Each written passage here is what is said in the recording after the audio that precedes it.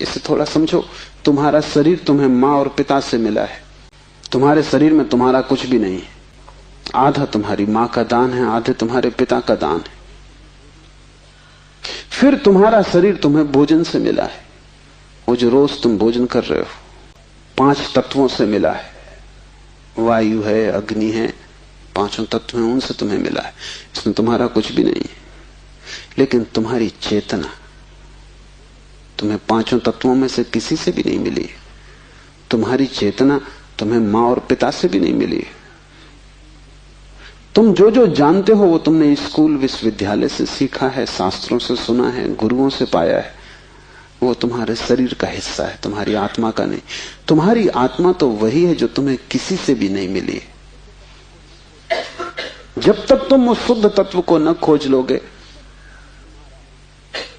जो निपट तुम्हारा है, जो तुम्हें किसी से भी नहीं मिला है, न माँ ने दिया, न पिता ने, न समाज ने, न गुरु ने, न शास्त्र ने, वही तुम्हारा स्वभाव है। ज्ञान बंद है क्योंकि वो तुम्हें स्वभाव तक न पहुंचने देगा। ज्ञान ने ही तुम्हें बांटा है। तुम कहते हो मैं हिंदू हूं, तुमने कभी सोचा कि तुम हिंदू क्यों हो? तुम कहते हो मैं मुसलमान, तुमने कभी विचारा कि तुम मुसलमान क्यों हो? हिंदू और मुसलमान में फर्क क्या है? क्या उनका खून निकाल के कोई डॉक्टर परीक्षा करके बता सकता है कि हिंदू का खून है, ये मुसलमान का खून?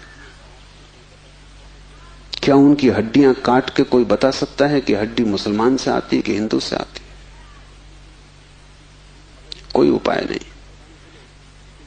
शरीर की जांच से कुछ भी पता न चलेगा, क्योंकि दोनों के शरीर 5 तत्वों से बनते हैं।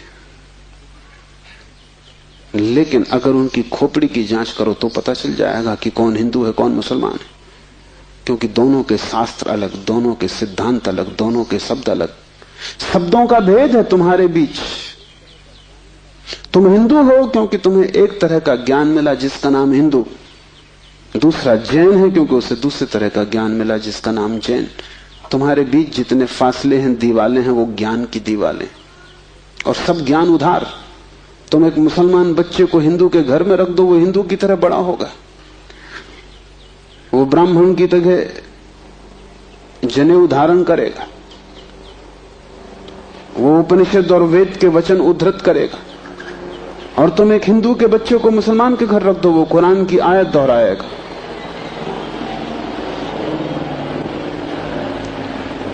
ज्ञान तुम्हें बांटता है क्योंकि ज्ञान तुम्हारे चारों तरफ एक दीवार खींच देता है, और ज्ञान तुम्हें लड़ाता है, और ज्ञान तुम्हारे जीवन में वैमनस्य और शत्रुता पैदा करता है।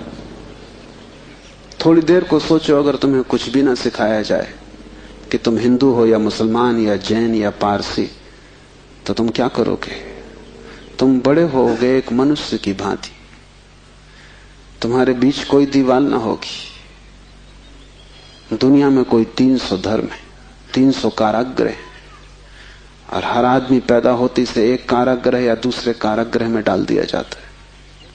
और पंडित पुरोहित बड़ी चेष्टा करते हैं कि बच्चे पर जल्दी से जल्दी कब्जा हो जाए। उसको वो धर्म शिक्षा कहते हैं। उससे ज्यादा अधर्म और कुछ भी नहीं। वो उसको धर्म शिक्षा कहते हैं। 7 साल के पहले बच्चे को पकड़ लें, क्योंकि 7 साल का बच्चा अगर बड़ा हो गया तो फिर पकड़ना रोज रोज मुश्किल होता जाएगा। और बच्चे को अगर थोड़ा भी बोध आ गया तो फिर वो सवाल उठाने लगेगा, और सवालों का जवाब पंडितों के पास बिल्कुल नहीं है। पंडित सिर्फ मूढ़ों को तृप्त कर पाते हैं। जितनी कम बुद्धि का आदमी हो, पंडित से उतनी जल्दी तृप्त हो जाता है। वो एक प्रश्न पूछता, उत्तर मिल जाता है। तुम जाते हो पंडित से पूछते हो संसार को किसने बनाया, वो कहता भगवान ने। तुम प्रसन्न घर लौटाते हो बिना पूछे कि भगवान को किसने बनाया। अगर तुम दूसरा प्रश्न पूछते, पंडित नाराज हो जाते, क्योंकि उसका उसे भी पता नहीं, किताब में वो लिखा नहीं। और फिर झंझट की बात है, परमात्मा को किसने बनाया। फिर तुम पूछते ही चले जाओगे, वो कोई भी जवाब दे, तुम पूछोगे उसको किसने बनाया। अगर गौर से देखो तो तुम्हारे पहले सवाल का जवाब दिया नहीं गया है। पंडित ने तुम्हें सिर्फ संतुष्ट कर दिया क्योंकि तुम बहुत बुद्धिमान नहीं। और बच्चे अबोध